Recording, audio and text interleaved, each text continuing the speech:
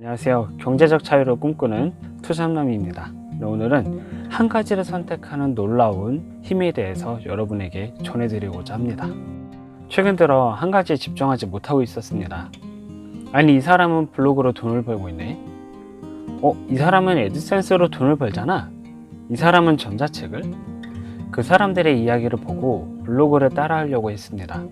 또 애드센스를 따라하려고 했죠. 전자책 파는 사람을 보면 전자책을 만들려고 했습니다.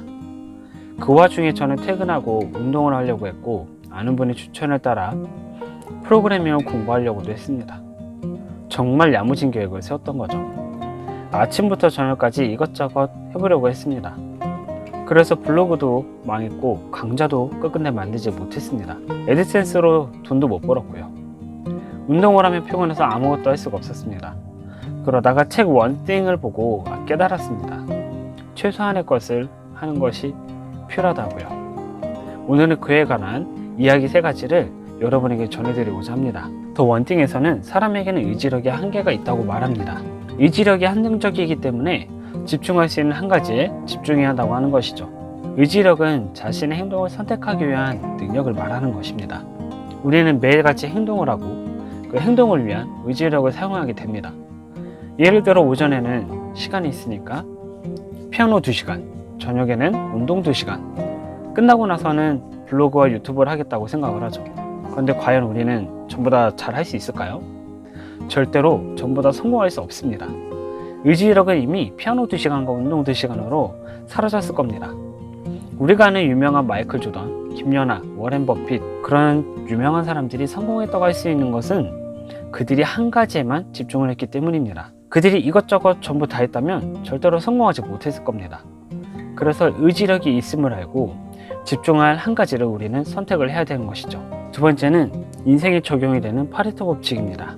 여러분, 파레토 법칙이 어떤 법칙인지 혹시 아시나요? 파레토 법칙은 80대 20을 말하는 법칙입니다. 예를 들면 교육업이나 보험업에서는 고객의 20%가 80%의 매출을 책임진다는 이야기입니다. 기업에서 가장 잘 나가는 20%의 상품이 80%의 매출을 책임진다는 것이죠. 요식업도 마찬가지입니다. 그리고 우리의 일과도 마찬가지입니다.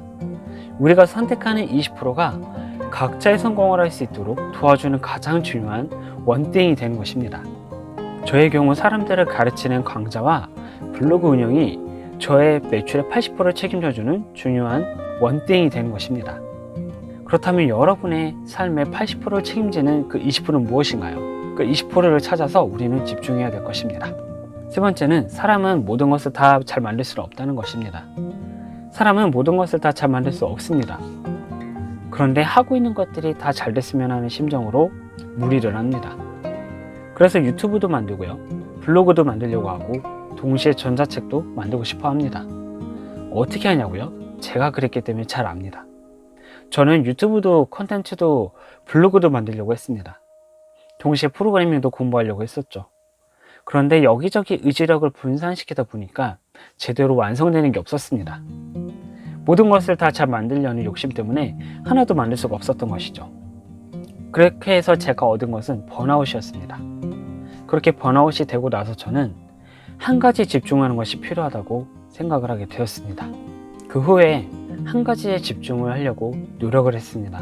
일단 애프터 이펙트 강좌를 완성시켜야겠다고 나름대로 목표를 세웠습니다. 그래서 강좌를 만드는 기간 동안에는 사실상 유튜브는 거의 신경을 쓰지 않았습니다. 블로그도 하루에 30분 이상을 소비하지 않으려고 했죠.